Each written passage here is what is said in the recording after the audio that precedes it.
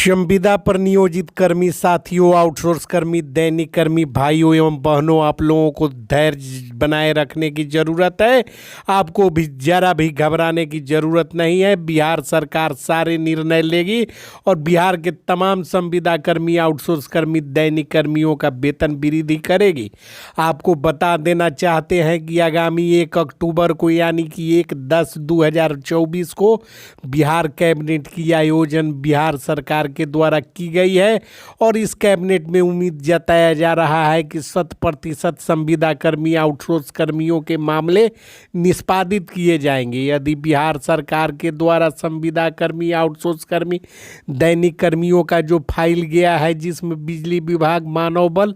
PhD, pump operator, रात्रि प्रहरी, किसान सलाहकार, इंदिरा आवास सहायक, पंचायत रोजगार सेवक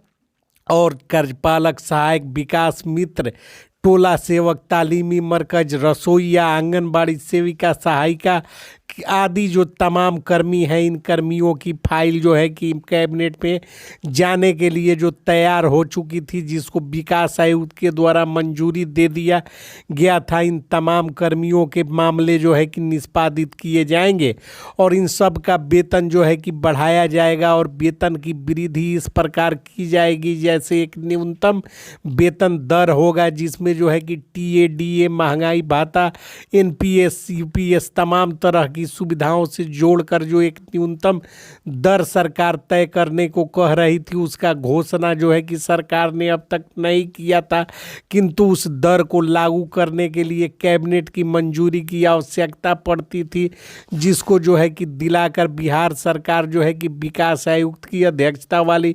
कमेटी के उद्देश्यों को पूरा करने और संविदा कर्मियों के वेतन वृद्धि और अन्य भत्तों आदि को जो है कि संपूर्ण रूप से लागू करने का काम जो है कि कैबिनेट के माध्यम से कर सकती है। यहाँ तमाम संविदा कर्मी, आउटसोर्स कर्मी, दैनिक कर्मी इस इंतजार में बैठे हुए हैं कि आने वाले दिनों में उनका जो है कि वेतन अब बढ़ेगा,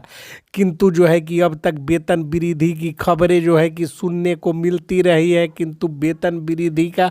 लाभ अब तक प्राप्त नहीं कर सके हैं। किंतु जो है कि अब वेतन वृद्धि का लाभ संविदा कर्मी, आउटसोर्स कर्मी, दैनिक कर्मी प्राप्त कर सकेंगे और उनकी तमाम मांगे जो है कि पूर्ण करते हुए बिहार सरकार उन्हें ऊंचाइयों पर पहुंचाने का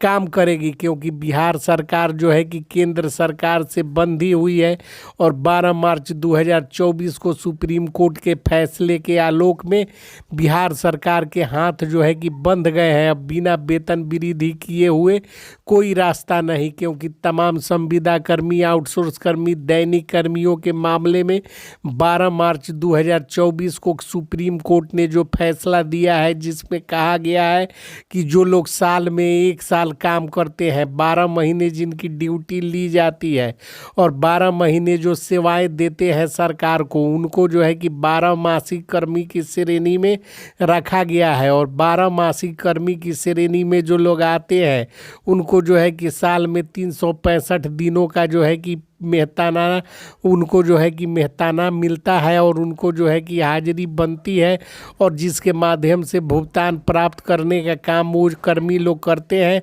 उन कर्मियों का वेतन वृद्धि होने का समय जो है कि आ गया है और सरकार अब जो है कि उन्हें ज़्यादा टहला नहीं सकती है,